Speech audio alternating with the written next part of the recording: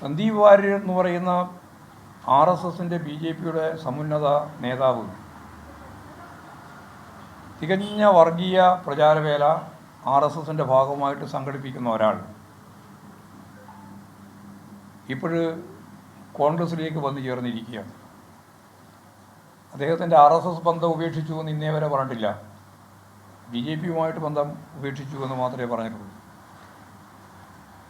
RSS ആയിരിക്കുമ്പോൾ എന്തൊക്കെയാണ് പറഞ്ഞിട്ടുള്ളത് എന്ന് എല്ലാവർക്കും അറിയുന്നതാണ്. മഹാത്മാഗാന്ധിയുടെ കൊലപാതകം ഉൾപ്പെടെയുള്ള കാര്യങ്ങളിൽ, ജമ്മു ആൻഡ് കാശ്മീരിൻ്റെ പ്രശ്നം ഉൾപ്പെടെയുള്ള പ്രശ്നങ്ങളിൽ എന്തെന്ത് നിലപാടാണ് അദ്ദേഹം. ഞാനതൊന്നും ആവർത്തിക്കാനൊന്നും ഉദ്ദേശിക്കുന്നില്ല, എല്ലാവരുടെ കയ്യിലുണ്ട് അതിൻ്റെ എല്ലാം കൃത്യമായിട്ടുള്ള വർബേറ്റാണ്. അപ്പോൾ ഇങ്ങനെയുള്ള ഒരു പ്രശ്നം പത്രപ്രവർത്തകന്മാർ കേരളത്തിൻ്റെ KPCC പ്രസിഡന്റിനോട് ചോദിച്ചു. ഈ ബാബറി മസ്ജിദ് തകർത്ത സമയം ഉൾപ്പെടെ സന്ദീപ് വാര്യർ ഉൾപ്പെടെ പറഞ്ഞ കാര്യങ്ങളെ സംബന്ധിച്ച് ചോദിച്ചപ്പോൾ അപ്പോൾ യാതൊരു പ്രയാസവുമില്ലാതെ കേരളത്തിലെ KPCC പ്രസിഡന്റ് പറഞ്ഞത്, നിങ്ങൾക്കെല്ലാം അറിയുന്നതാണ്, നിങ്ങളെല്ലാം കയ്യിലതുണ്ട്, പറഞ്ഞതുപോലെ ഒന്നുമല്ല,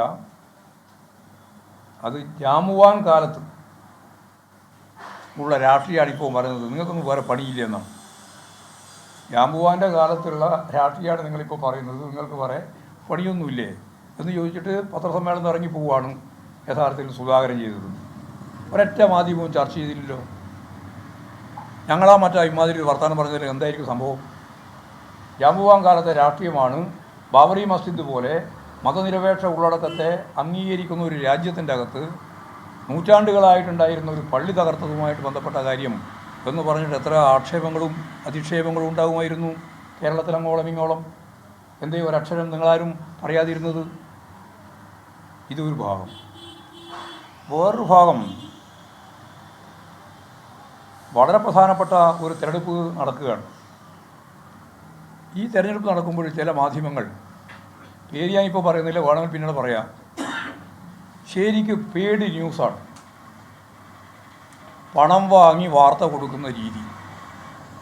ആ രീതിയാണ് എന്ന് ജനങ്ങൾക്ക് മനസ്സിലാക്കത്തക്ക രീതിയിലുള്ള ചില വാർത്തകൾ, ചില സംവാദ രീതികൾ കോൺഗ്രസ്സിന് വേണ്ടി, പ്രധാനമായിട്ട് കോൺഗ്രസ്സിന് വേണ്ടി ആ ചെയ്തികൾ പൂർണ്ണമായിട്ട് നിർവഹിക്കുന്ന നിലപാട് സ്വീകരിച്ച മാധ്യമ ശൃംഖലയിലെ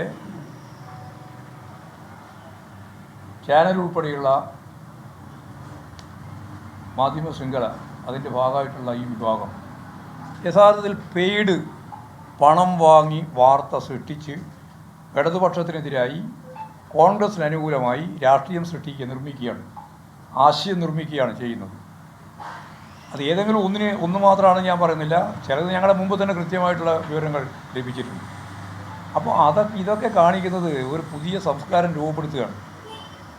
കേരളത്തിനൊരു ജനാധിപത്യ മതനിരപേക്ഷ ഉള്ളടക്കത്തിൻ്റെ അടിസ്ഥാനപ്പെടുത്തിയൊരു സംസ്കാരമുണ്ട്. ആ സംസ്കാരത്തെ മാറ്റി ഉത്തരേന്ത്യയിലൊക്കെ വളരെ വർഷങ്ങൾക്ക് മുമ്പ് തന്നെ സുപ്രീം കോടതി ഉൾപ്പെടെ ചൂണ്ടിക്കാണിച്ചതുപോലെയുള്ള ഈ പണം വാങ്ങി വാർത്ത സൃഷ്ടിച്ച് ആ വാർത്ത ആരിൽ നിന്നാണോ പണം ഈടാക്കിയിട്ടുള്ളത് അവർക്ക് വേണ്ടി രാഷ്ട്രീയമായിട്ട് ഉപയോഗിക്കുന്ന നിലയിലേക്ക് കാര്യങ്ങൾ ചില ചാനലുകൾ എത്തിച്ചേരുന്നു എന്നുള്ളത് അപകടകരമായ ഒരു അവസ്ഥയാണ് കേരളത്തെ സംബന്ധിച്ചിടത്തോളം മതനിരപേക്ഷ ഉള്ളടക്കത്തെ സംബന്ധിച്ച് ഉള്ളത് എന്ന കാര്യവും ഞാനിവിടെ പറഞ്ഞു വെക്കാൻ തന്നെയാണ് ഉദ്ദേശിക്കുന്നത്.